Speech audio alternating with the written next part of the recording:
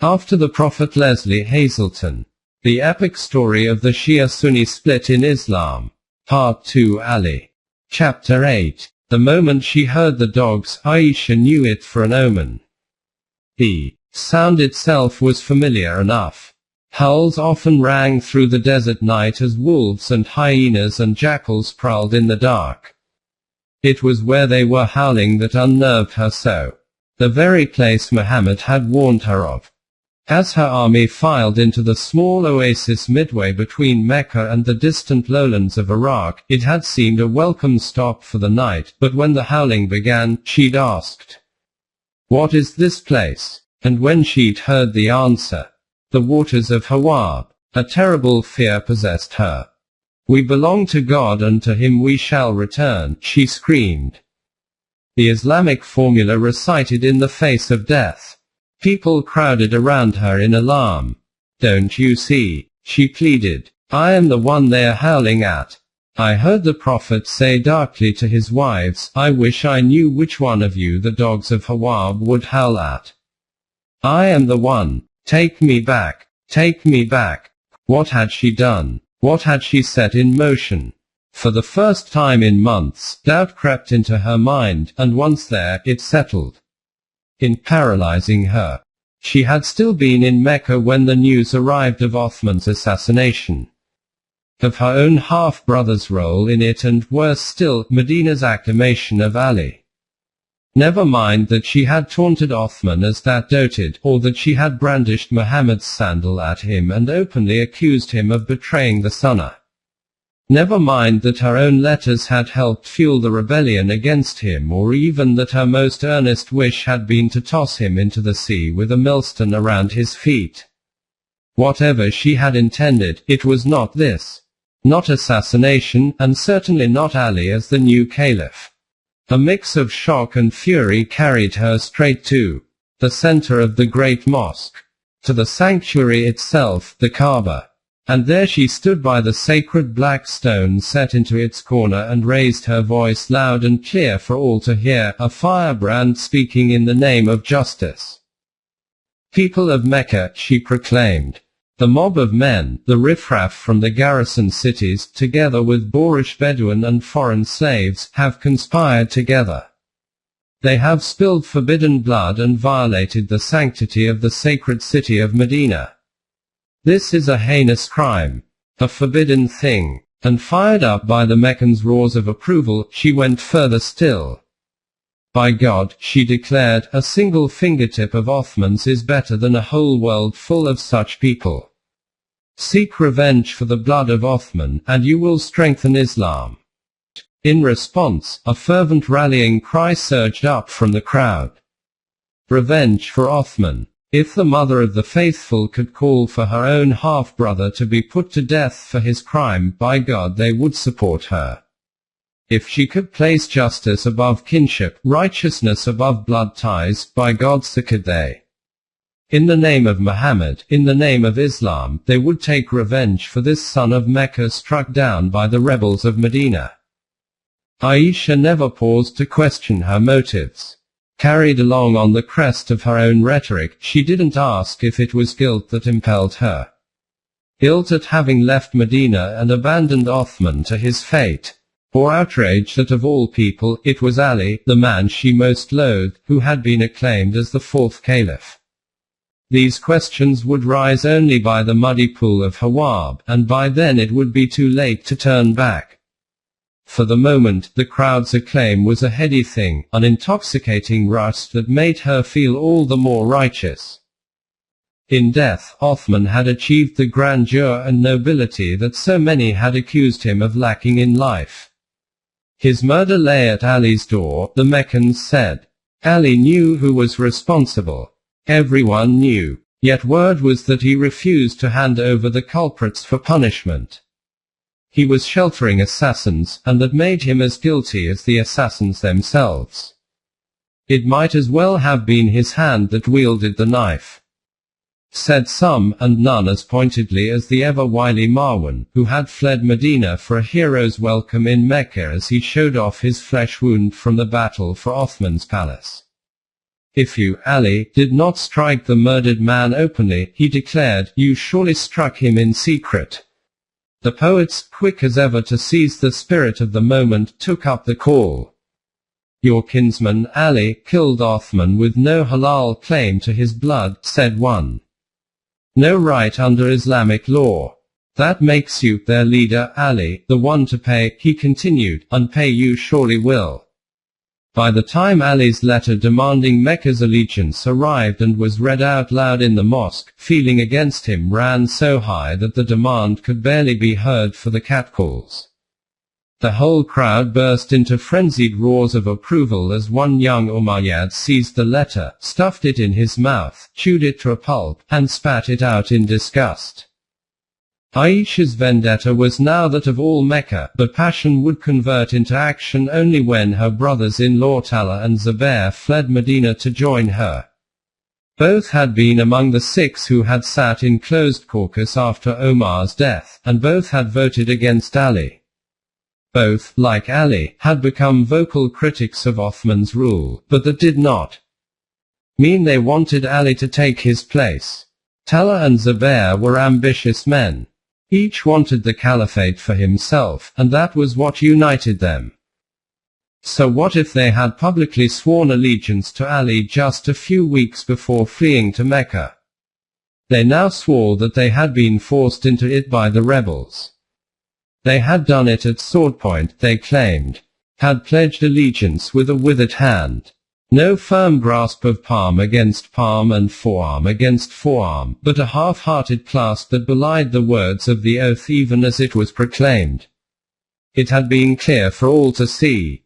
No good will come of this, people had muttered, and when it was done, Talha had been heard to say, all we'll get from this is a dog poking its nose in the ground, sniffing dung. But neither Talha nor Zubair had the backing to claim the caliphate on his own.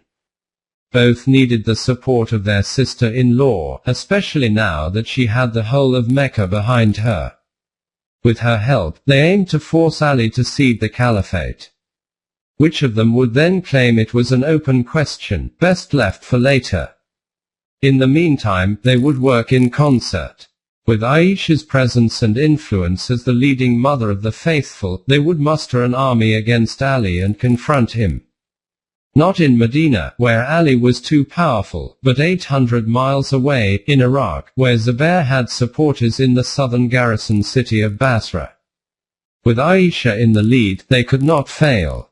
You will rouse the Basrans to action, just as you have the Meccans, they told her. Aisha was not hard to persuade. She could expect nothing, less than nothing, from Ali, but with either of her brothers-in-law as caliph, she would regain her position at the center of power. Again, she strode to the Kaaba and let loose with fiery rhetoric. March to your brothers in Basra and denounce Ali, she cried out. To Basra. And now, halfway there, she was beset by the howling of the dogs, and she was the one who'd roused them. The romance she'd found in the desert until the affair of the necklace was a thing of the past. She'd been a teenager then, along for the excitement. Now she was in her 40s, at the head of an army of thousands, and for the first time, she hesitated.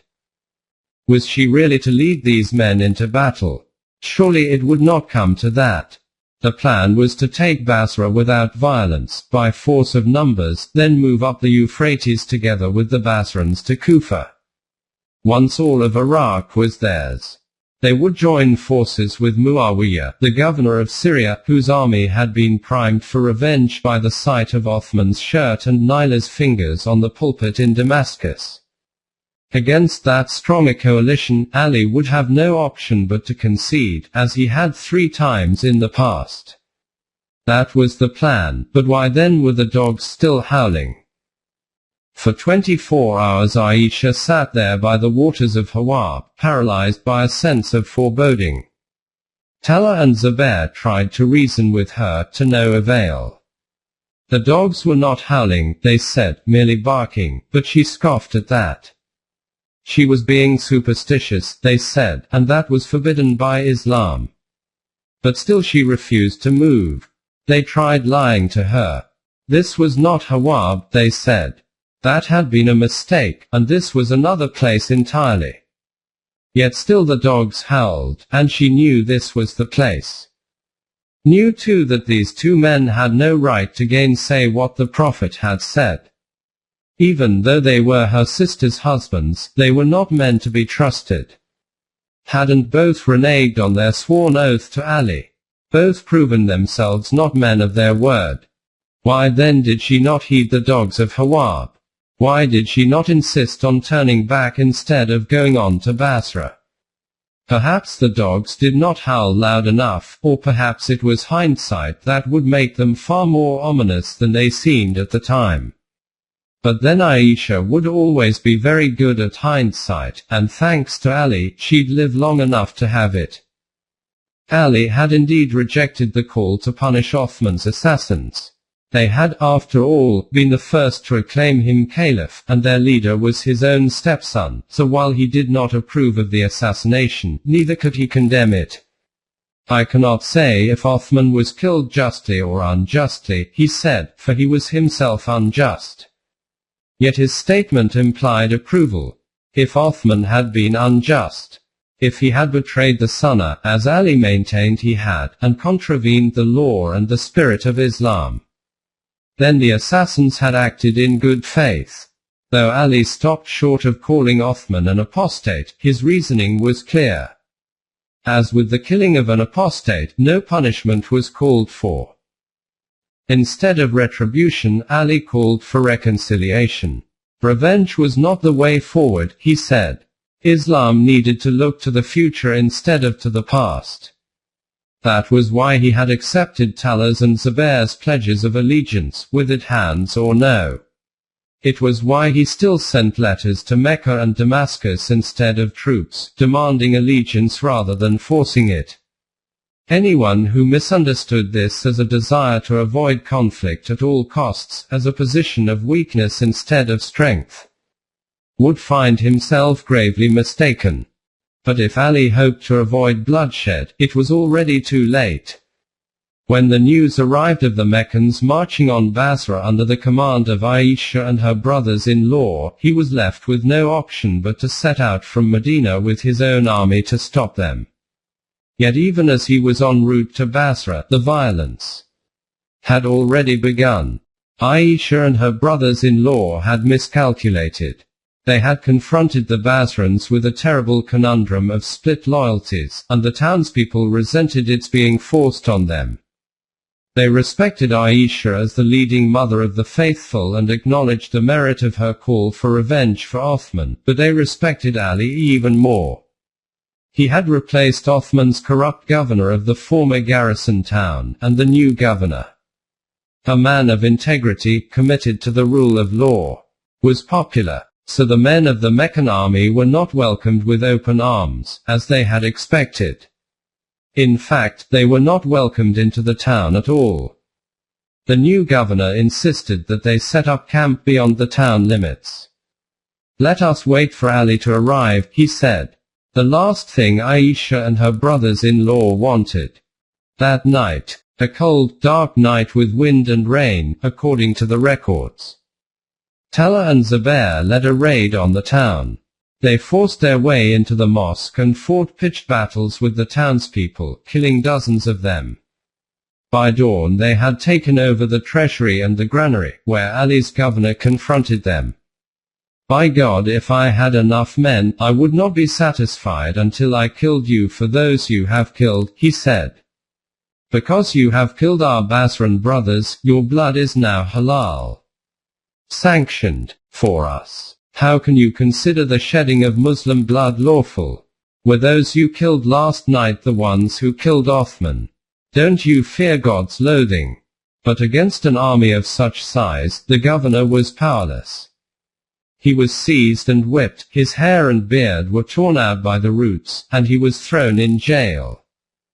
All Basra hunkered down, waiting to see what would happen when Ali arrived. Riders reached him quickly with the news. The town taken, the governor humiliated, townspeople killed. Ali was dismayed. If Talha and Zubair did not fear God's loathing, he did. God, undo what they have done and show them their evil, he cried out. Spare me the killing of Muslims as they have done, and deliver us from people such as they. But he was a realist as well as an idealist. Even as he prayed for peace, he prepared for war. He sent his sons Hassan and Hussein north to Kufa, there to raise an army of reinforcements. Within the week they met him at Basra with a force several thousand strong. There were now some 10,000 troops on each side. And for the next 3 days the two armies, the one headed by Ali, the other by Aisha and her brothers-in-law, set up camp across from each other on a wide, shallow plain just outside the town. Would the show of force be enough in itself to deter the Meccans? Ali evidently hoped so, yet as he addressed his newly massed army, his words would prove horribly prophetic. To set things right is what I intend, he told them, so that the community may return to being brothers. If the Meccans give us allegiance, then we will have peace. But if they insist on fighting, this will be a split that cannot be repaired. So men, restrain yourselves. Remember that these people are your brothers. Be patient. Beware of rushing into anything without guidance, for if you win the argument today, you may lose it tomorrow. The nightmare loomed ahead, the one thing they most dreaded, and the one thing that now seemed all but inevitable. Fitna. Arabic is a subtle and sinuous language. Like all Semitic languages, it plays on words, taking a 3-consonant root and building on it to create what sometimes seems an infinite number of meanings. Even the exact same word can have different connotations, depending on the context. Perhaps the best-known example is jihad, struggle, which can be either the inner striving to live the Islamic life and attain a higher level of spiritual consciousness, or the external armed confrontation with those seen as enemies of Islam. The sensitive Islamic term fitna is still more complex. The root is the word for being led astray. It can mean trial or temptation, intrigue or sedition, discord or dissension. It always implies upheaval, even chaos. But the most common meaning is civil war. The most uncivil warfare of all. Tribes, clans, even families split against themselves. Cousins and in-laws take opposite sides. Brothers may even fight brothers, and fathers, their own sons. Fitna is the terrible wrenching apart of the fabric of society. The unraveling of the tightly woven matrix of kinship. And it was seen in the 7th century, as it still is today, as the ultimate threat to Islam, greater by far than that of the most benighted unbelievers. So as the two armies faced each other across that divide of sandy, rock-strewn soil, even as they sharpened their knives and swords and steeled their nerves, they debated among themselves as to whether they were really ready to commit the ultimate sin.